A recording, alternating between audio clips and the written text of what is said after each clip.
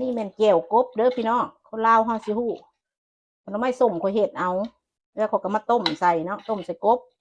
ต้มใส่กบแล้วเขาก็มาตำต้มสุกแล้วเขาก็มาแจ่วตำมันหมุนแล้วก็ตำหน่อไม้ส้มลงไปใส่น้ำปลาให้มันส้มแล้วก็ใส่เกลือแป้งนัวหมักพริกอยากใส่หมักพริกป่นก็ใส่อยากใส่พริกดิบก็ใส่ใส่เกลือแป้งนัวแต่ต้องได้ใส่ปลาแดกเพิ่นสิบ่แซ่บเจียวปลาคือกันถ้าเจียวปลาถ้าเจียวปลาแห้งข่อยบ่ใส่ปลาแดกเด้อพี่น้องเด้อมีผักหอมป้อมเจียวกบอยู่ต่างประเทศข่อยซื้อเนาะ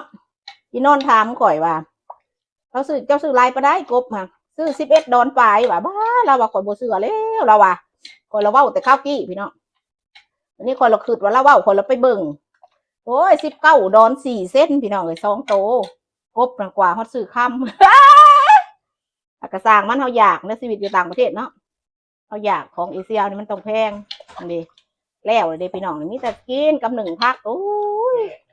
แซ่บขนาดราคา19 ดอน4 เซนบอกเจ้าว่าราคา11 ดอนไปเหรอแต่จริงจะพ่อก็ไปเมื่อนั้นก็จะหมด200-300เนาะร้านแก้วนี่อันตัวเดียวนี่2 ตัวนี่600 บาทจะเบิ้งหะดีข่อยก็สิแกงข่อยก็แจวเรียบร้อยแล้วข่อยก็สิป้าไว้ในกระโตกป้าข่อยมากข่อยก็สิไปให้กินกับพักอันนั่นแจวปลาแห้งแน่มื้อนี้ตั้นล่ะพี่น้องเอ้ยเด้สิว่าจังไดแจวกบ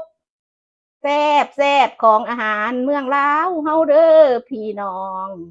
คนลาวนี่ไปใส่ก็บ่ลืมข้าวเหนียวแจวกบตำบักหุ่ง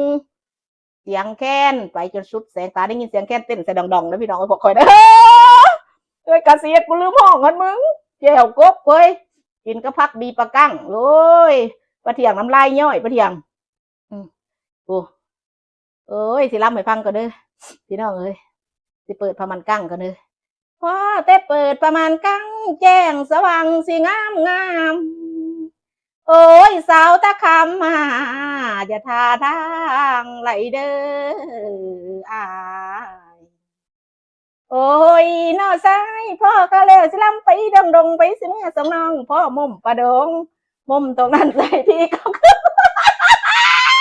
โอ้ต่อไปบ่ได้พี่น้องพี่ก็ขึ้นแล้วเด้อก่อนจะอดซาเบิ่นสิเตาขึ้นเมื่อบ้านไป